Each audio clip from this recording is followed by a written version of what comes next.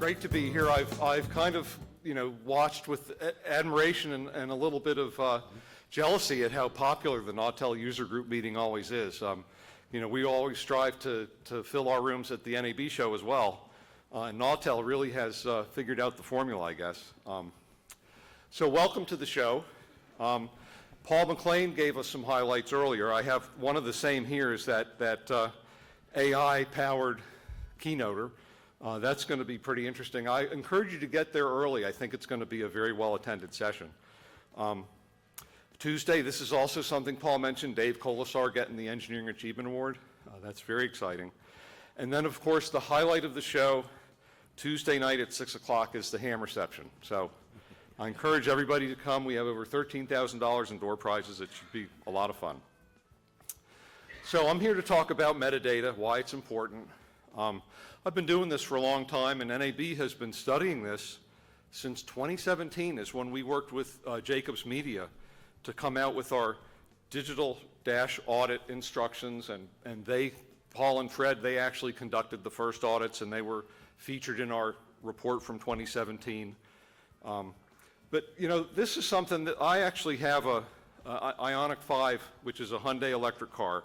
It has auto stage.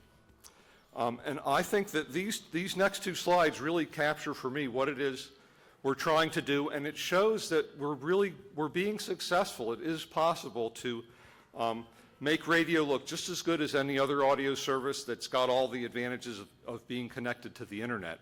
And this first slide here, this is the daily on the Google Podcast app in my car. Google Podcast, may it rest in peace, right? It just retired. And you can see how it looks on the screen here. Here's how the same program, this is WAMU, our local NPR station in Washington, features the daily every day. And here's how this looks when I'm listening on the screen. This is how it looks on the screen when I'm listening in my car on the radio. And what you'll notice is, they're very equivalent. I mean, radio has the ability to provide metadata that's just as good as, any other service. And that's a real achievement. I think that's great. It means we're leveling the playing field. But there is a problem. Well, I'll get to the problem, I guess, in a second. I did want to share a few more slides here just to emphasize the fact that displays are just running crazy in cars. I mean, what I have in my Ioniq 5 is a pretty standard arrangement, but look at, these are vehicles that are being sold now, a Jeep Wagoneer with the passenger display, the Q6 e-tron, which is supposed to have the passenger display in the 2025 model year. This is really, I think, one of the most amazing ones, this 2024 Lincoln Nautilus. Look at that display. That's pretty amazing. But this is clearly the trend. So this just highlights for me how important it is that broadcasters make sure that they're making good use of this real estate that's in the dashboard now, and more is coming. We already heard briefly about the DTS AutoStage video service. Yet another example of how these displays are being used in the vehicles. This is a picture of a soccer match, hopefully, in a parked vehicle, right? Not when you're driving down the road. And the DTS AutoStage service, I think, is particularly well positioned because of their TiVo, the content that they have access available to them through their TiVo product. So it's important. Metadata is important. That's what we're talking about here. We're talking about text metadata like song title and artist, visual metadata like logos and album art and that sort of thing. And it's important for broadcasters to be making use of metadata. And here I threw in a slide about this Q report, of course, because it's really a neat report. And my challenge to the people in the room, though, is to look through that report and find problems, find out what the automakers have gotten wrong in these displays. And time permitting here at the end of my talk, I'm going to focus on two problems that we've identified in the Toyota and Subaru radios. And these are problems that broadcasters need to reach out to the automakers about and get fixed. So maybe there's more problems like that, hiding in this Q report. And it's a big report. I've looked at it. I've gone online and seen some of it. And it's not an easy read. So it's just a very dense report, but we all need to pour through it and see what we can learn.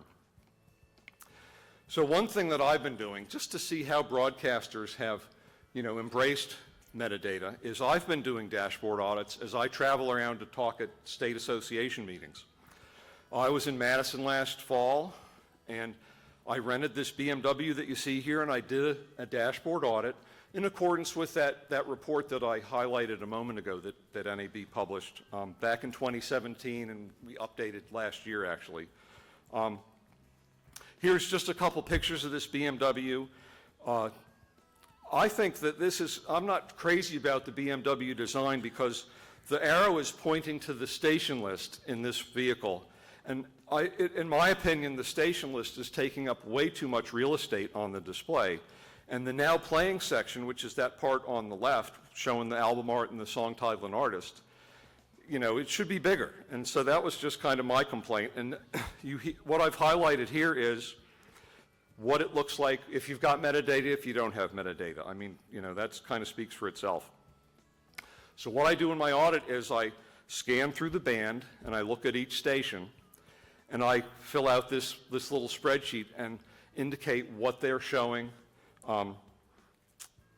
This is for this BMW. What I've highlighted here is these are the station list entries for each of these stations that I've scanned to. And you look at that station list, and it's just the text. I'm going to jump back, actually, in the slide here. Just this is what I'm talking about is this station list. Look at that station list and think for a moment about how that would compare with, say, a DTS AutoStage station list, where every station has a logo and every station has, relevant and meaningful information. Unlike, look at this list that is being generated in this BMW. What do we have here? 90.5 is ideas. 93.7 tell him, this is not what you would consider to be a really helpful or good station list. I don't think it really reflects well on the broadcast service, in this vehicle. So here's a similar thing, highlighting HD radio. What you notice about the HD radio station list is it looks better. It's uniform. It's still not telling you a whole lot, but at least it doesn't look kind of random. That's the impression. I'm going to go back here and look at this list.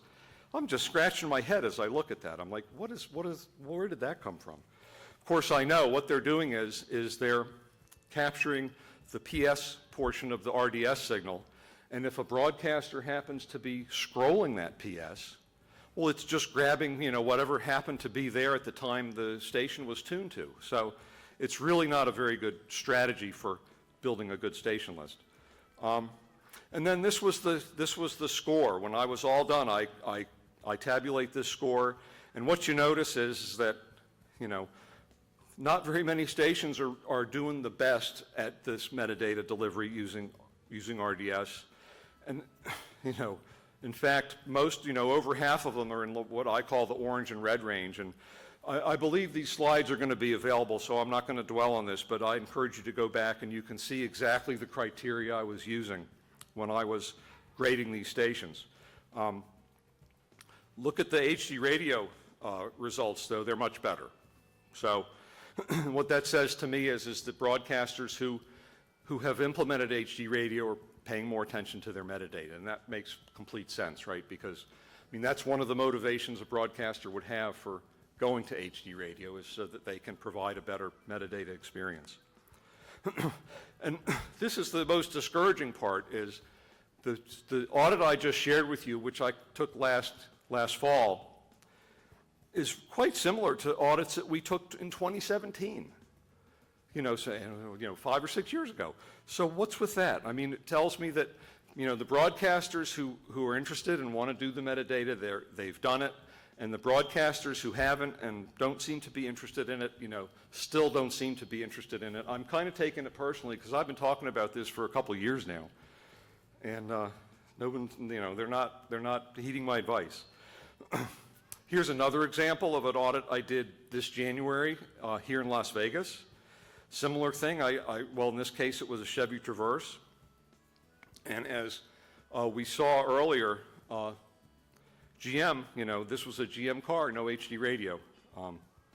That's discouraging. And GM is, if you add up all the brands that GM has in the U.S., in 2023, they were the largest automaker in, selling cars in the U.S. So the fact that they've virtually eliminated HD radio from their vehicles is really unfortunate. And here are some pictures of the station list in the Chevy Traverse. Again, they're capturing PS field RDS data, and broadcasters who are scrolling the PS end up with weird-looking entries in their station list.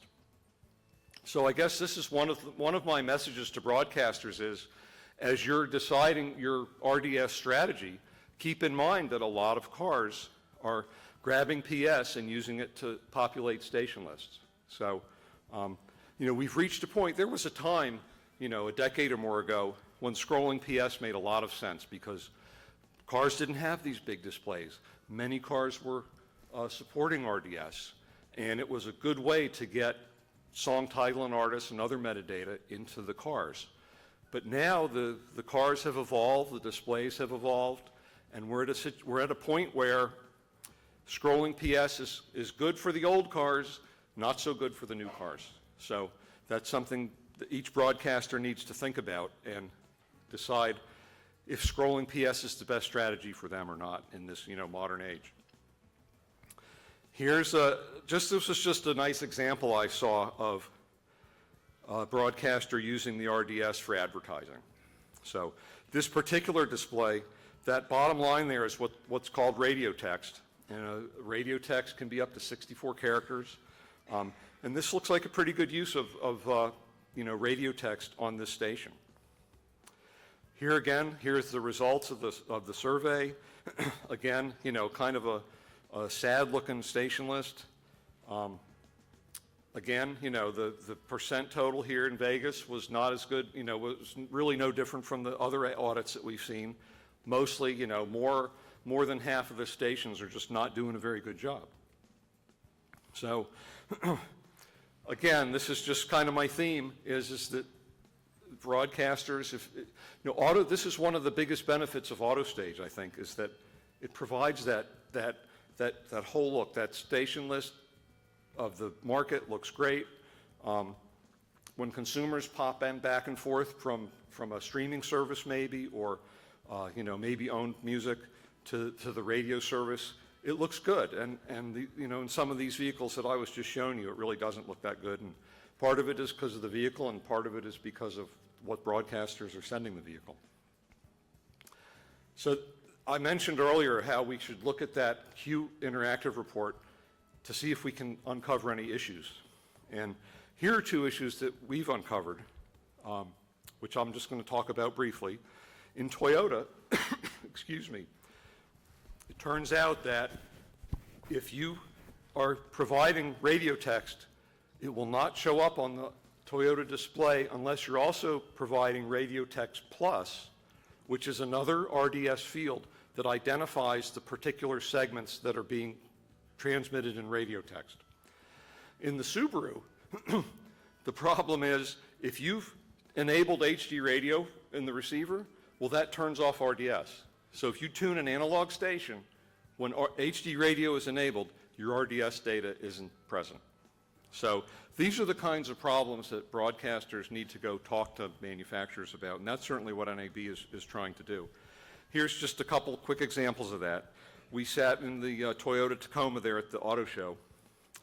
It's got a pretty nice infotainment system. They're using Grace Note, so they have a nice station list, and it's powered by Grace Note. The song information is coming over either RDS or HD radio. On the left here, you see I'm showing what you see on the screen when HD radio is enabled for 95.5 WPGC. When you turn off HD radio, that means the radio is now receiving an analog. So in theory, if a broadcaster is transmitting an RDS data stream, it would show up on the receiver, but it doesn't. So that's a concern. This was just, while I was sitting there, they were making good use of their metadata at WPGC in HD radio. And here's an example of an advertisement that they were transmitting. During songs, it's kind of a neat thing they do. It's like middle of the song, they'll put this ad up for 30 seconds. Now here's another example. This is 97.1. Again, on the left, the HD radio is enabled, so that's the metadata you would see if, it's an HD radio station. When you disable HD radio, and now you're looking at just the analog signal, in this case, we see the RDS data. So what we figured out, and we had some help, was that if the Radio Text Plus information was available, then the Toyota would extract the song title and artist from the radio text and display it. And our belief is that they're doing this for driver distraction, to minimize driver's distraction, because a big long string of radio text could certainly be a distraction in some situations, depending upon what it says and how it's displayed. And Toyota is short-circuiting that by saying we're only going to display the same thing we display for HD radio. We'll extract song title and artist and put it up on the display. And I used an analyzer here to demonstrate that. Here on the left, you see 95.5, no Radio Text Plus. 97.1, sure enough, they've got the Radio Text Plus fields in their RDS stream, so they get that nice display in the receiver. Just quickly, for those of you who aren't familiar with RDS, what we see here is a typical radio text string there on the top, and you can see how the Radio Text Plus message will say this is the title and it starts at this character and it's this many characters long. So this is the information that the Toyota radio is using to decide how to populate those fields on the display. And there's 64 types of RT Plus content that you can define. I think it would be an interesting experiment to look at the Toyota radio, send all 64 and see which ones show up, because we know song title and artist show up, but I'm just curious about what other fields might show up as well. So the other thing is in the Subaru, again, I mentioned it earlier, if you turn HD radio off, you see metadata, you see the RDS metadata that's being transmitted by the station. When you turn HD radio on, that metadata goes away. They don't display it. And it seems, I don't think this is a driver distraction, solution. I think it's a mistake. I think they don't understand it, and, we're in the process of reaching out to them to make them aware of it, see if there's some way to fix it.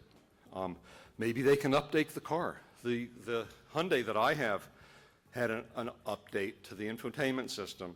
When I bought the car, it did not have DTS Auto Stage, and there was an update which upgraded the radio to DTS Auto Stage, which was really, really nice, because the original radio wasn't as good.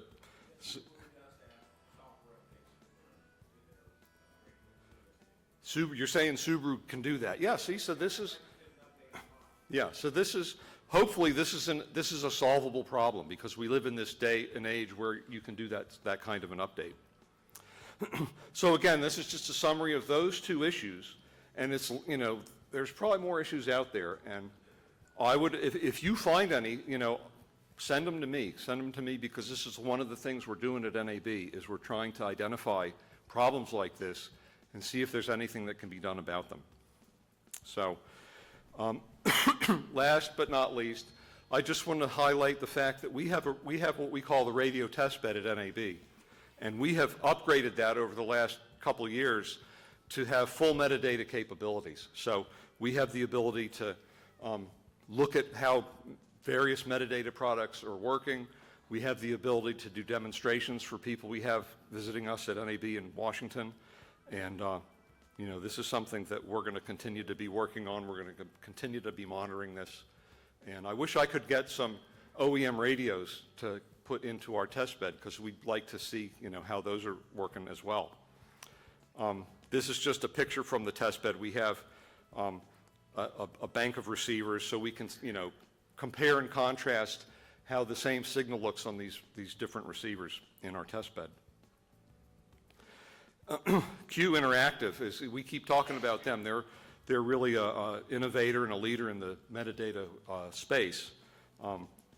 They have a station monitor, which we show people too when they come by, which allows us, if you look on the left, On the top row, excuse me, we have the RDS displays, and then on the bottom row we have what the same content looks like when a station has HD radio capabilities.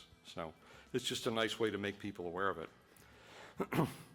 Well, that's pretty much it. Hopefully I'm preaching to the choir here. I think you all understand the importance of metadata, and we just need to double down on it as broadcasters and make sure we're sending out that metadata. So that's it. Thanks a lot for having me, and I hope you enjoy the show.